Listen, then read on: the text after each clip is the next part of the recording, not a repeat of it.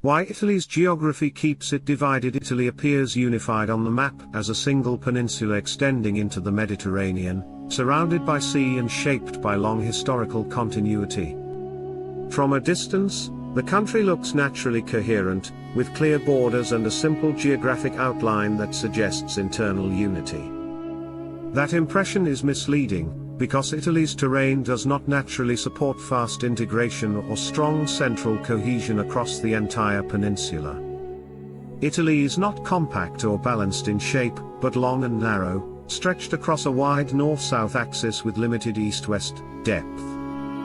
This elongated structure increases internal distances, raises coordination costs, and makes national integration slower and more expensive over time.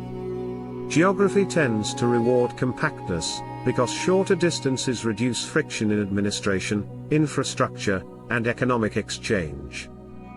Italy's shape works against this advantage by forcing governance to stretch across hundreds of kilometers of uneven terrain. A continuous mountain chain runs through the peninsula, known as the Apennines, and it extends from northern Italy through the central regions down toward the far south. Unlike border mountain ranges that shield a country from external pressure, the Apennines sit inside Italy and repeatedly interrupt movement between regions. Because the mountains run through the interior, they do not protect the state as a single unit, but fragment the country into separate geographic compartments. These mountains do not prevent entry into Italy, but they break the interior into disconnected corridors, valleys, and passes that are difficult to unify. Terrain repeatedly forces movement to adapt to elevation, slope, and limited crossing points rather than following a straight national grid. Many valleys created by the Apennines lead outward toward different seas instead of inward toward a single central basin. As a result, movement across Italy becomes uneven and indirect, shaped by geography rather than by administrative design.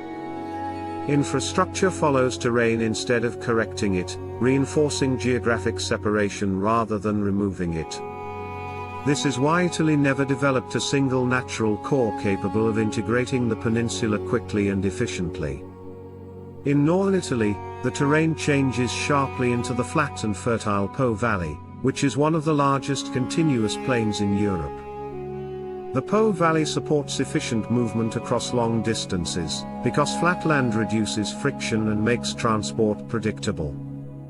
Rivers in this region flow gently and can support connectivity, lowering costs for trade, coordination, and regional integration. Flat terrain allows roads, railways, and waterways to reinforce one another instead of competing with steep slopes and elevation barriers. This geographic environment concentrates population, production, and infrastructure in a way that strengthens long-term economic capacity. Flat terrain does more than allow movement, because it accelerates coordination and lowers integration costs across the entire region. Northern cities expanded earlier and connected more effectively, because geography supported horizontal growth and dense regional networks. Economic specialization became possible at scale, because supply chains could form across the plain without constant terrain disruption. Over time, this produced a durable structural advantage that persisted across centuries of political change. Geographically, northern Italy integrates more easily with continental Europe than with the mountainous and fragmented interior of the south.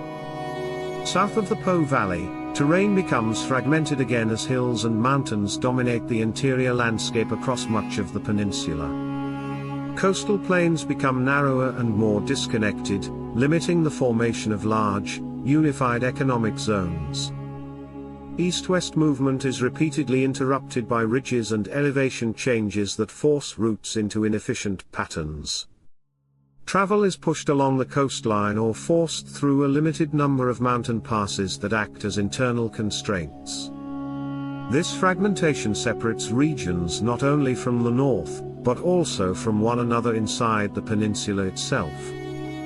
Local economies develop around limited hinterlands, because geography restricts how easily markets can integrate. When integration becomes expensive, regional separation becomes the default outcome, even under one national government. Italy's coastlines amplify fragmentation by creating multiple outward-facing orientations rather than a single inward-facing structure. Western Italy looks toward France and Spain across the western Mediterranean, forming one set of natural maritime connections.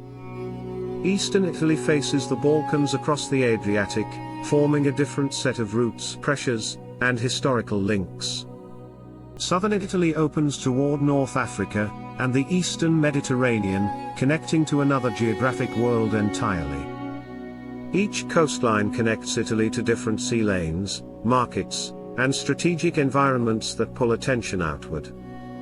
Coastlines create access, but they also create direction, and direction often matters more than borders in shaping behavior. For much of history, Italian regions oriented outward toward external systems rather than inward toward national cohesion. Geography encouraged external connection, while internal integration remained costly and slow across mountain-interrupted terrain. Because of these constraints, Italian cities developed as semi-independent systems for centuries across separate geographic networks.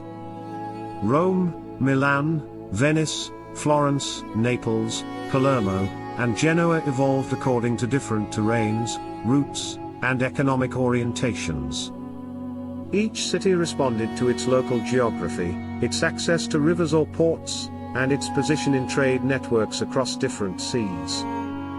No single city could dominate the entire peninsula naturally through geography alone, because Italy lacks a single integrating basin.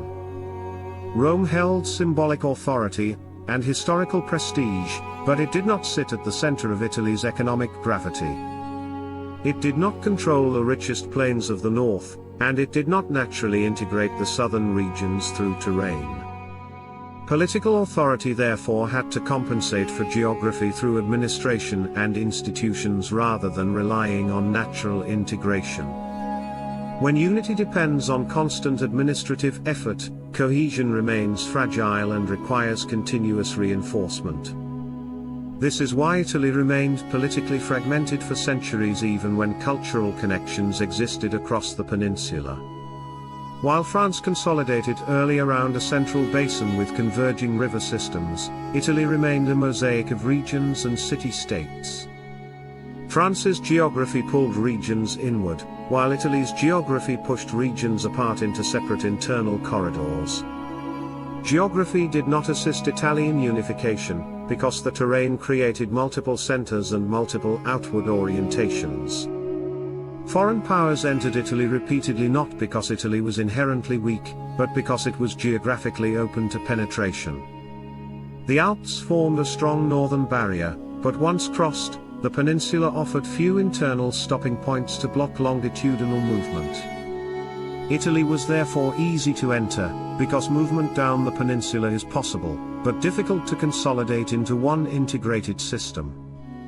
Control required managing fragmented regions, disconnected economies, and multiple geographic orientations at the same time. Occupation could be achieved locally in key areas, but cohesion required sustained effort across regions that remained structurally separate.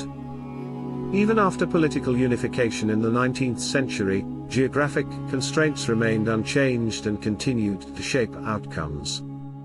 Northern Italy remained more industrial, more connected, and more integrated into European systems due to terrain advantages. Southern Italy remained more mountainous, more isolated, and more dependent on limited access routes because geography constrained integration. The economic divide between north and south follows terrain and connectivity more than ideology or policy alone. Infrastructure development faced constant resistance, because railways and highways had to cut through mountains and follow difficult corridors. Every connection required additional investment compared to flatter and more compact countries where networks spread easily. Integration therefore consistently cost more than fragmentation, even under modern planning and technology. Italy's geography also affects defense and control, because the country is not naturally defensible, as a single concentrated unit. Its long coastline is exposed to multiple directions at once, creating wide geographic access from the sea. Its internal mountains do not form a unified defensive shield, because they fragment the interior rather than protecting a single frontier. National control therefore requires managing several fronts and disconnected regions simultaneously, which disperses effort and resources. When defensive attention must be spread across multiple directions, strategic focus becomes harder to maintain. Throughout history, Italy functioned more as a corridor than as a consolidated fortress, because geography favored passage and segmentation. Italian influence often flowed through culture, trade, and networks rather than through geographic cohesion or unified territorial control. Modern technology reduces distance, but it does not remove terrain, and terrain remains the deepest constraint in any system. Mountains still slow movement and raise costs, coastlines still orient regions outward, and the peninsula shape still stretches governance. Geography continues to impose a permanent cost on unity, and that cost does not disappear with politics or infrastructure alone. Italy exists as a nation-state today not because geography made unity inevitable, but because political systems worked continuously against friction. That effort never fully ends, because the terrain remains the same even as institutions change. Geography does not prevent Italy from existing, but it constantly reminds Italy what it is not designed to be.